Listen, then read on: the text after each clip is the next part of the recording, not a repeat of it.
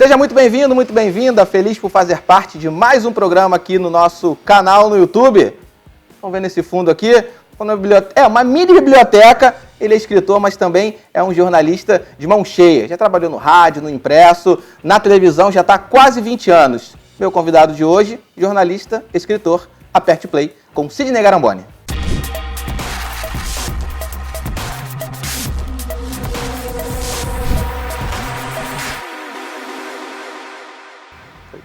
Garamboni, prazer receber você aqui, na sua casa aqui. É verdade, não, pelo quilate dos entrevistados, não sei nem o que eu estou fazendo aqui. Que é isso, tá no mesmo patamar do pessoal. O que faltou falar nessa primeira introdução aqui? Você já trabalhou um pouco no rádio, um pouco no impresso também, né? Fala um pouquinho do teu início de carreira. Talvez seja legal falar que o meu começo foi no impresso, eu trabalhei em todos os jornais praticamente do Rio, Jornal do Brasil, Globo, Dia, Tribuna da Imprensa, também já fiz rádio e aí fui parar na TV. Engraçado que quando eu era repórter, e muito da parte cultural, a minha formação toda são nos cadernos culturais, Segundo Caderno, Revista Domingo do Jornal do Brasil, o Dia D. No impresso, nunca esporte? Não, aí, pois é, eu sempre achei duas coisas, que eu nunca ia trabalhar com televisão e nunca ia fazer esporte, que era a minha paixão. Mas aí quando eu era subeditor do Caderno Cultural do Dia, e aí, acho que foi a Ruth de Aquino que falou, você não quer ir para o esporte? Aí eu fui lá para a editoria de esporte, todo mundo me olhando, o que esse cara aí da cultura tá fazendo? De onde ela tirou essa ideia? Porque viu que você conversava com o pessoal na resenha ali. Isso, ela sabia que eu gostava de esporte, de futebol, e ela queria que, foi até um movimento interessante, que as editorias de esporte ficassem menos pesadas. Que eu trouxesse lá, assim, arejasse um pouco com ideias novas, mais matérias de comportamento, mais sacadas, um pouco de humor, e acabou funcionando. Ô Garamboni, você já foi também muito tempo editor-chefe do Esporte Espetacular, né? Eu tenho uma dúvida seguinte, o Esporte Espetacular é um programa semanal. Como é que fica a cabeça do cara, aonde que ele pode buscar coisas quando uma coisa acontece, por exemplo, na segunda-feira e o programa é só no domingo? Só que de segunda a sábado, ele já esmiuçou, já torceu aquele assunto diversas vezes, só que eu falei, não, tem que achar uma coisa nova que ninguém achou, que ninguém publicou, que ninguém postou, que ninguém falou. Como é que... É complicado, né? É difícil, né? Nessa trajetória, né, eu tive primeiro uma experiência no Globo Esporte, diária, Globo Esporte do Rio e de São Paulo. Então era exatamente o que você falou. Era a notícia o tempo inteiro, o que aconteceu ontem e tal. E eu fui para o Esporte Espetacular e eu já fui aprendendo que me disseram que era assim, uma revista semanal, eletrônica. O Fantástico do esporte. Né? Agora, é um desafio, mas assim, dá. Dá porque às vezes, exatamente por isso que você falou, de repente, assim, aconteceu uma coisa na segunda-feira, aí na terça aconteceu uma coisa com o jogador, aí na terça foram ouvir a mulher dele, aí na quarta, parece que tem uma coisa legal também de falar com o ex-jogador que jogou com ele, na quinta, então começa aquelas coisas, mas por ser, talvez, o factual, de repente você entrevistou uma mulher, mas naquele dia não foi no vizinho, e não voltou no vizinho. Então, eu acho que a vantagem de ser semanal é que você pode, ao mesmo tempo que você tem essa dificuldade porque os outros estão dando tudo, ao mesmo tempo você olha aquele painel, espreme aquilo e fala o que não... Tem mais tempo, né? Também, o que não fizeram ainda. Aí acaba sendo uma grande sacada quando você, de repente, faz a chamada, o caso tal, você vai descobrir que existe tal. Aí a pessoa, isso eu não sabia, vou ver. E hoje você é editor-chefe de 3 programas que eu classifico como distintos, né? A essência deles são diferentes, né? O da Boleiragem, que é apresentado pelo Roger Flores, né? Que é mais descontraído, com ex-jogadores, enfim. O Grande Círculo, que é uma sabatina ali, né? Bota o convidado ali e o pessoal enche de pergunta. E o Bem Amigos, que é mais uma resenha, né? E tudo. Me fala um pouquinho dessa tua relação com o Galvão Bueno, assim. Porque, principalmente os narradores, têm como espelho o Galvão Bueno, que hoje, antes do Luciano do Vale falecer, eram os dois ali. O Luciano do Vale faleceu, hoje o Galvão é referência para narração. Tem aquela baboseira de cala a boca Galvão, aquela babaquice ali que para mim não serve a nada e para mim é o melhor narrador, o melhor comunicador, como o próprio Kaká falou em várias entrevistas aí, ele consegue colocar uma emoção, assim, sabe, numa coisa que ele diz, esse negócio, o jogo tá chato, não sei o quê, e ele insere os bordões dele, fala, eu acho maravilhoso aquilo. Mas eu queria que você falasse um pouquinho da sua relação pessoal com o Galvão Bueno. Começou trabalhando, já conhecia ele antes? Não, foi uma relação muito legal. Exatamente, eu estava no Esporte Espetacular, o Galvão já era narrador, a gente se via de vez em quando na redação e tal, como é que vai, Galvão, tudo bem? Tá, opa, falava, aquela resenhazinha, quando ele chega, ele gosta muito de participar, se ele vê um círculo assim, de gente conversando, ele já entra logo para também conversar e tal. E aí o João Pedro Paz Leme, que era um diretor da TV, que hoje não está mais na TV... Tá Filho do Reginaldo, né? Não. Não é não? Não. João Pedro é repórter, foi repórter, cobriu Fórmula 1 há muito tempo. Cara, eu jurava que ele era filho do Reginaldo Leme. Que interessante. Sério, cara? Nossa, eu confundo isso aí não, né? Não sei. Será que foi a primeira vez que eu vi? Cara, eu jurava de pé junto.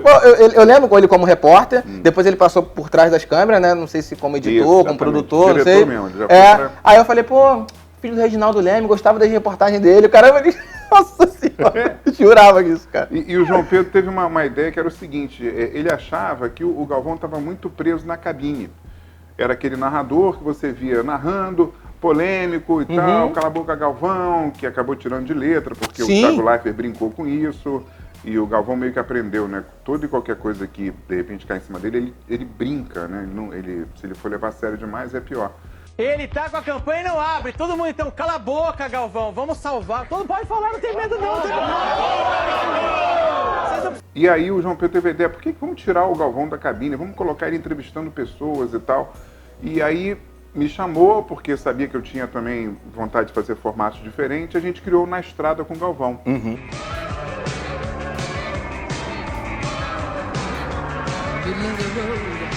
Que era uma forma de tirar o Galvão da cabine, de colocar ele entrevistando os jogadores, e ao mesmo tempo a gente meio que desconstruiu o Galvão Bueno. Então, assim, essa coisa de, por exemplo, agora que a gente está aqui conversando, mas no Na Estrada a gente teria gravado toda a preparação.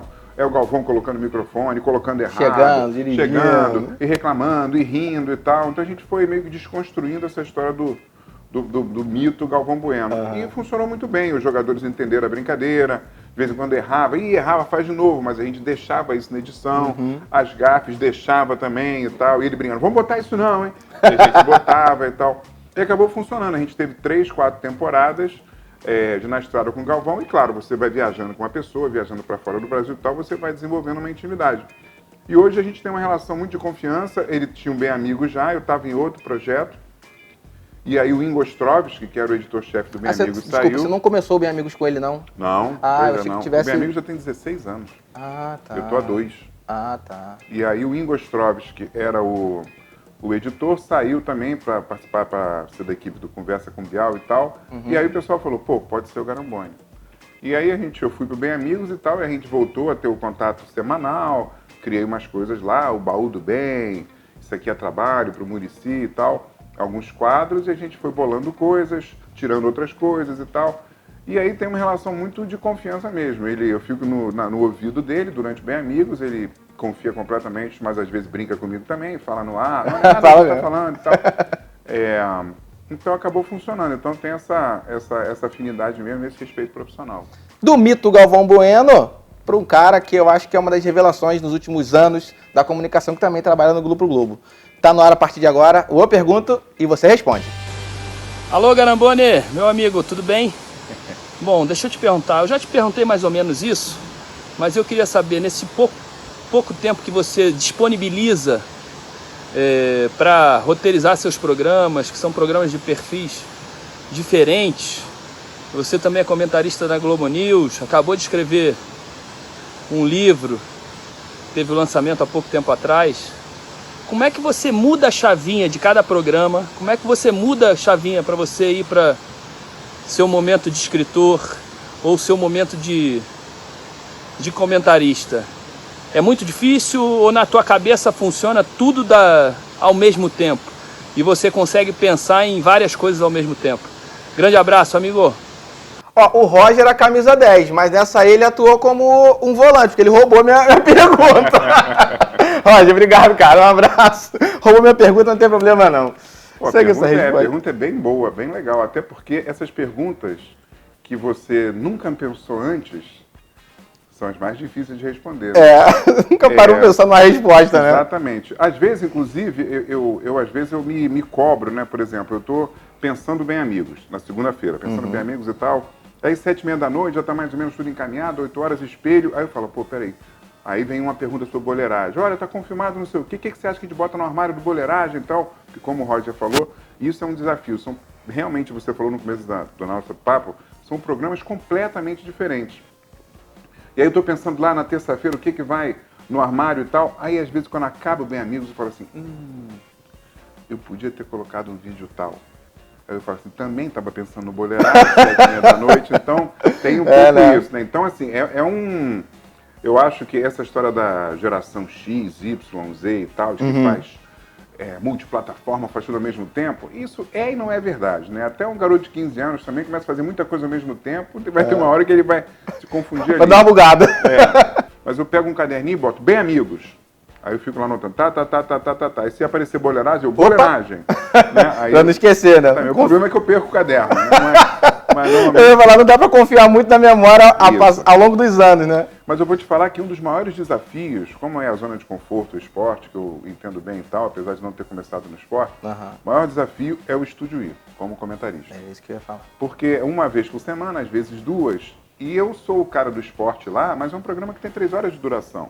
Eu falo do esporte quando você fala de esporte. Mas os outros assuntos e temas... Você vai ficar calado? Exatamente, pelo contrário, eles me perguntam e eu opino. Então eu não posso chegar lá sem saber o que está acontecendo. No mundo, né? No Brasil. Na economia, na política. A manhã do Estúdio I é muito intensa, porque eu acordo bem cedo, eu passo para eles as minhas sugestões esportivas, eles vêm com as ações mais legais, eles pedem, inclusive, o seguinte, isso é um desafio também. Não é gol. O Botafogo gol de 3-0 ontem. Não é isso. Pra gente não serve. O que serve é o seguinte, durante o jogo, teve um canto da torcida que chamou a atenção. Durante o jogo, um cachorro entrou, mas esse cachorro é da polícia, esse cachorro já tinha entrado outra vez e tal. São coisas que acontecem paralelas, ou histórias engraçadas, gols completamente diferentes que têm acontecido em outro país. E eu tenho que mandar isso até 10 da manhã. E fora isso, eu tenho que também saber, sabe, o que, um decreto foi assinado um decreto, chegou no dia seguinte, o decreto mudou. Então você tem que estar muito bem preparado. Aí eu exerço realmente aquele lado jornalista na sua essência, do cara informado de tudo, né? Galera, período de descontração agora está no ar, o Momento Resenha. Caramba, no Momento Resenha é aquela que eu peço pro meu convidado se auto-sabotar. Você já foi comentarista, você é comentarista, muitas entradas ao vivo. Fala uma aí que você classifica como a melhor, ou uma do comecinho da sua carreira, ou agora recente. Falou, caraca, falei merda, hein? Acho que não era pra ter falado isso não, acho que o pessoal pode ter entendido de outra forma. Tem uma clássica aí. Se eu ver ao vivo, assim... Eu vou lembrando, mas eu vou lembrar duas que pra mim são assim, inacreditáveis, que são de jornal impresso, incrível que pareça. Uma que foi o seguinte, eu trabalhava no Caderno Cultural, e me pediram para eu ir cobrir a greve da Funarge, que era a Fundação de Arte do Rio de Janeiro. Hoje eu amo a arte, a estante aqui está cheia de arte, na época eu não era tão ligado e tal. E eu fui lá todo pimpão, vou lá cobrir essa... Nem entendia porra nenhuma também, né? E eu fui entrevistar a presidente da Funarge. E eu falei, já sei o que eu vou fazer. Vou perguntar como é que está a greve, então eu vou perguntar se os artistas... O que os artistas estão pensando dessa greve dos funcionários? Estão apoiando, estão reclamando porque não tem show e tal? E aí eu fui andando pelo corredor e fui olhando os cartazes de exposição. Olha só, Lígia Clark aqui, bacana. Aí tinha lá a Adriana Varejão, vou perguntar sobre ela também e tal, fui vendo. Aí quando eu cheguei lá, fiz a entrevista, 5 minutos, 10 minutos, aí eu chego lá e falo, mas com relação à comunidade artística, ela está apoiando a greve e tal? Gente como Lígia Clark, Adriana Varejão... Hélio Oiticica, aí a presidente assim, o Hélio Oiticica morreu há 10 anos. Aí eu assim, morreu, né? Então não deve estar apoiando. Morreu, não, né? Morreu. Eu falei assim, olha, você me desculpa, eu sou uma besta. Eu não manjo nada de aqui, me ajuda. E aí ela foi ótima, assim, me ajudou e tal. A gente tem um brinde aqui, um souvenir, sei lá, cara, viajado, não fala de brinde não, né? Um souvenir aqui com a marca. Tem uma história que até hoje me pega. Dá tempo de contar? Dá. Teve uma coisa... O Bruno Tis vai ser citado. Bruno Tis, grande jornalista hoje dono da Máquina de Livros. E a gente teve uma vez que veio um time de jornalistas austríacos excursionar pelo Brasil para conhecer a imprensa aqui. E eles marcaram um jogo de futebol no Maracanã. Jornalistas austríacos contra jornalistas brasileiros. No Maracanã. Pô, maravilha e tal. Aí todo mundo juntou e tal. Rapaz, juntamos aquele monte de jornalistas brasileiros. Quando a gente entrou em campo, a gente, aquele bando de barrigudo, com a meia caída, a gente olhou para os austríacos e falou, meu Deus do céu. E aí o jogo começou. Os caras tudo gigantão. 7x1 os austríacos, 7x1, olha a olha. munição. E no final, eu olhei aqueles caras assim e tal, e aí eu vi que eles estavam distribuindo, pô, obrigado assim, você me tá dando a caneca. Eles estavam distribuindo um chaveiro super bonito, pô, o encontro, jornalistas brasileiros austríacos e tal. E eu tava na hora no banho, não sei o que e tal, eu vi que tava todo mundo, eu falei, pô, perdi. Cadê o meu? E tal, né? Aí eu cheguei assim pra um jornalista e falei, pô, hello! Do you have a little souvenir? Porra, eu falei isso, o Bruno Tich ouviu. Como é que é? Nossa, não tem jeito. Todas as vezes que eu encontro o Bruno Tich, ele fala, ei, caramba, do you have a little souvenir? Aqui, ó, meu little souvenir. Sensacional. Tá personalizado. Cisne com Y, bacana. né? Perfeito. Garambone e não Garambone. Excelente. Você tomar seu chá, seu café. Muito bom, muito bom. Tá? Me senti Pra fechar o glorioso. nosso papo aqui, Garambone, fala um pouquinho do seu último livro, Fausto Tropical, tá que eu certo. estive lá, né? É verdade. Nicolas, foi ao lançamento. No lançamento. É um projeto assim que me dá muita felicidade. É o meu 5º livro, o 2º romance, Fausto Tropical. É um romance, é uma história que se passa no Rio de Janeiro, de um escritor meio falido e tal, separado, com uma filha pequena. Ele se chama Vitor Vaz. E aí ele entra no carro um dia para voltar para casa e o diabo está do lado dele. Ele, no princípio, não acredita que é o diabo. Fala, não, só faltava essa, um maluco de rua entrou e tal. E o diabo é super elegante e tal. E começa aí uma história, uma conversa. Eles passeiam pela cidade, vão passeio pela cidade também. Muitas aventuras acontecem. E toda vez que o Vitor acha que tem alguma coisa sobrenatural acontecendo, o diabo meio que corta. Então, por exemplo, nesse primeiro capítulo, ele fala, pô, mas por que eu? Por que o Rio de Janeiro? E o diabo, porque eu não conhecia. Aí no 3º capítulo, o Vitor vai tomar banho e tal, se desencontrou do diabo e tal, sai do banho, aí o diabo tá lá na sala dele. Na sala dele. Ele fala assim, pô, que isso? Como você entrou por aqui? Aí o diabo, a porta estava aberta. Você chegou bêbado ontem à noite, eu entrei. Não, e ele achando que o canal se passou por baixo da porta, você é um espírito. Isso, meio voando. Eu tô na metade. Eu convido todo mundo, quem quiser, tá na internet, onde estamos aqui, bota Fausto Tropical. É um prazer, assim. Quem puder ler e opinar. Vamos conversar sobre literatura também. Encontra aí. Senhores, Cisne Garambone, não saiam daí, vai lá, ó, Instagram, aperte Play RJ, vai ter um ping-pong com ele, faz a mínima ideia do que é. É só dar play. Garambone, um abraço, meu amigo. Obrigado, tá? Valeu, galera. Garambone, aí agora, não, Falcão, essa é a sua temporada no Jaguaré? Jaraguá, falei Jaraguá. Jaraguá, e eu mandando Jaguaré.